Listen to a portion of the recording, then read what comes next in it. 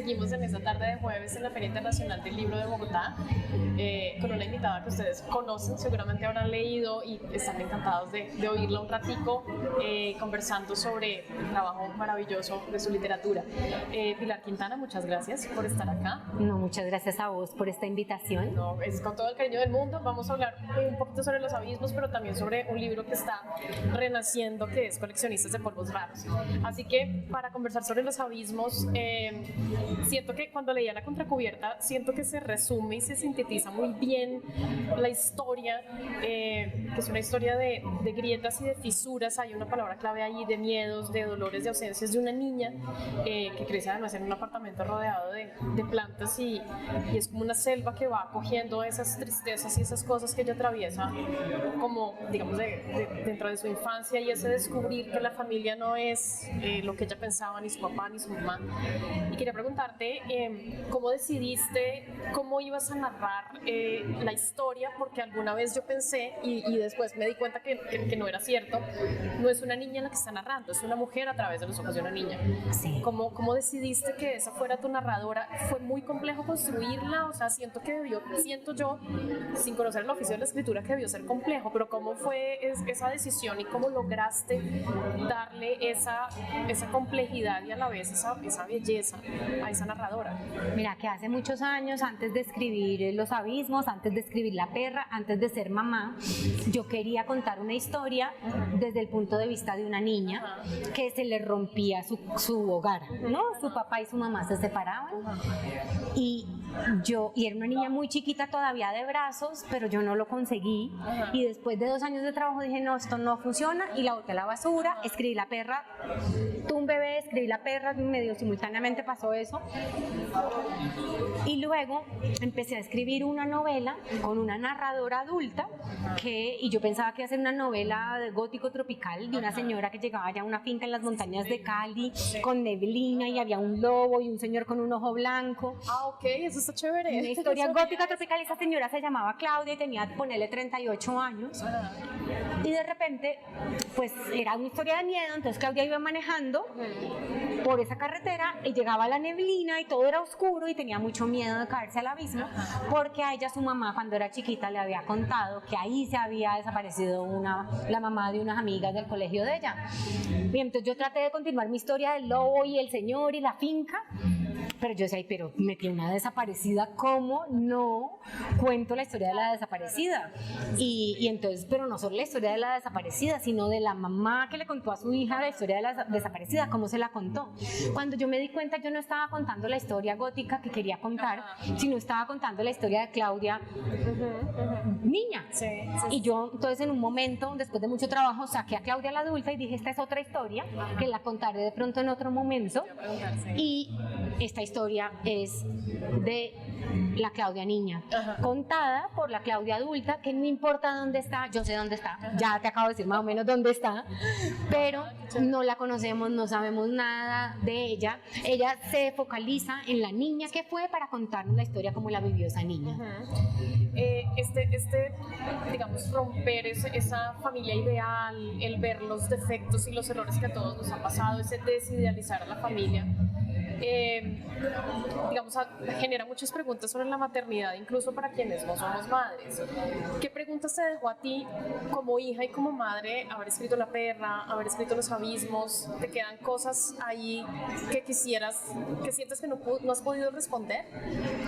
Mira, que yo creo que uno antes de ser mamá habla mucha mierda, ¿no? Y uno se imagina una cosa y luego cuando sos mamá, tu mundo se derrumba y uno se da cuenta que uno deja de juzgar a los demás padres, deja de juzgar a los niños que lloran, deja de juzgar a los niños que hacen pataleta y los papás están así, uno sí, porque uno entiende muchas cosas.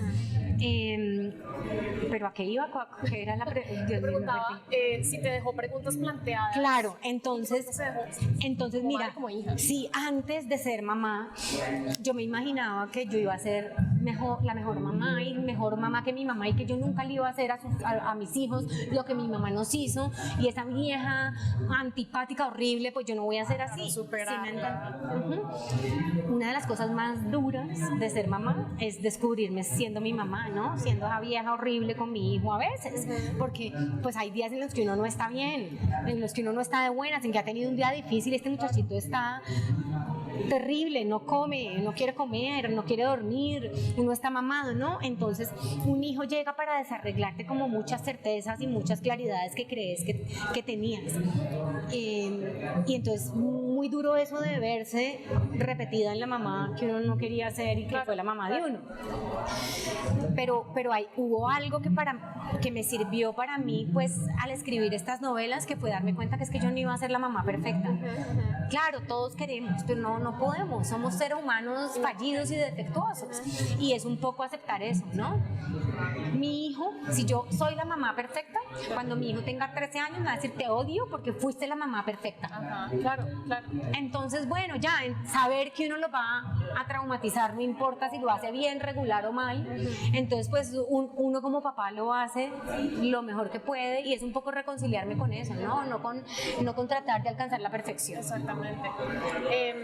Quería pasar un poco también a Coleccionistas de Polvos Raros, que la vuelves a editar después de casi pues, más de una década.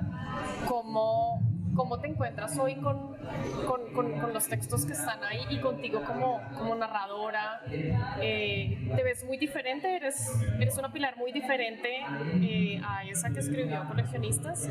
Claro, soy otra persona, ¿no? Esa no era mamá, esa todavía seguramente juzgaba a las mamás y a los niños que lloraban, y entonces, ay, viene una mamá en un avión con un bebé, qué pereza, me quiero cambiar, ¿no? Sí. De repente yo era otra persona, con otra manera de ver las cosas, pero yo pues, siento que debo honrar a esa que fui, ¿no? Y el libro no me avergüenza, me parece que el libro hace una reflexión que sigue siendo válida hoy en día y actual sobre la desigualdad social, ¿no? Sobre el lugar de la mujer, sobre la apariencia, sobre la exclusión, compleja, ¿no? la que vimos en el estallido social de los señores y las señoras de blanco en las camionetas disparándole a los indígenas. Ahí está eso narrado, ¿no? Entonces yo siento que esa narradora que hay ahí, pues yo la respeto y me parece que estaba chévere reeditar el libro porque seguía reflexionando sobre unos temas sobre los que estamos reflexionando hoy en día también. En alguna entrevista decías que Coleccionistas era una novela más de la fuera, digamos, de entender y de contar un poco esa sociedad, y que en este ejercicio más reciente ya te metes más en los personajes y abordas más esas complejidades y ese dolor. ¿Con qué te sientes más cómoda y hacia dónde crees que va tu obra? Es decir, ¿quieres seguir ahondando en esta cuestión más interior de los personajes? Esta novela, por ejemplo, que decías que eso del gótico tropical, ¿te gustaría llegar a abordarlo como hacia dónde vas caminando en términos narrativos? ¿Cómo ves tu obra dentro de un tiempito?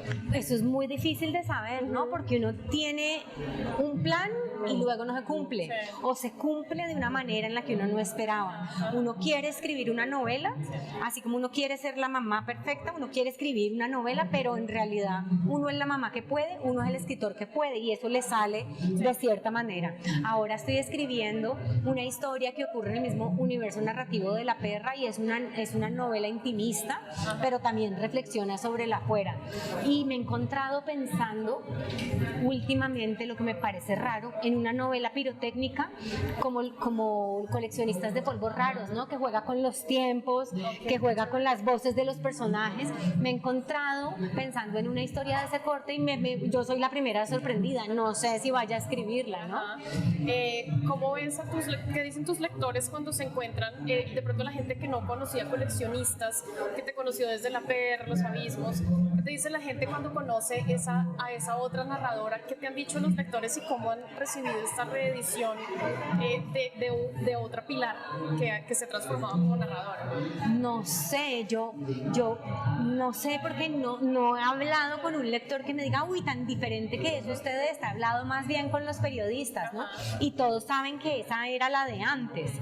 Pero mira que yo pues, como lectora de mí misma, creo que uno puede ver el germen de cosas que vienen después ahí en coleccionistas, ¿no? De otra manera. Y uno, claro, hay una narradora más joven, más pirotécnica, más explorando las voces narrativas, los tiempos, como la arquitectura de las historias y diciéndole al lector, mire todo lo que sé hacer, ¿sí me entendés?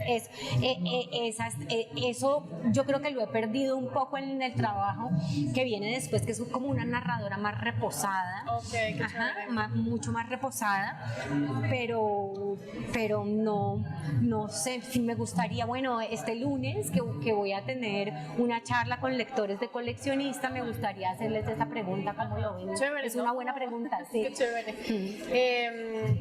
Y bueno, quería ya como para cerrar, este tema del gótico tropical y demás, es una influencia obviamente de Caliwood y de toda esta cuestión, que digamos vas a trabajarle eso en algún momento y sientes que la literatura que se está haciendo en Cali tiene algo de eso también, o sea, los narradores en Cali están influenciados por esto, o sientes que ya se desprendieron y tomaron su propio camino sin esas influencias, digamos, de lo que fue Cali en los años 70, ¿cómo ves esa literatura que se está haciendo en tu ciudad? Mira, que yo veo que el gótico tropical no se dio en Caliwood, no empezó ahí. Tenemos a Mutis haciendo La Mansión de Araucaima, tenemos a Jorge Isaacs, en María tiene unos pedazos súper góticos, entonces yo creo que esto se ha cultivado en la ciudad desde siempre y a mí me parece que yo lo he cultivado. En Los Abismos está, ¿no?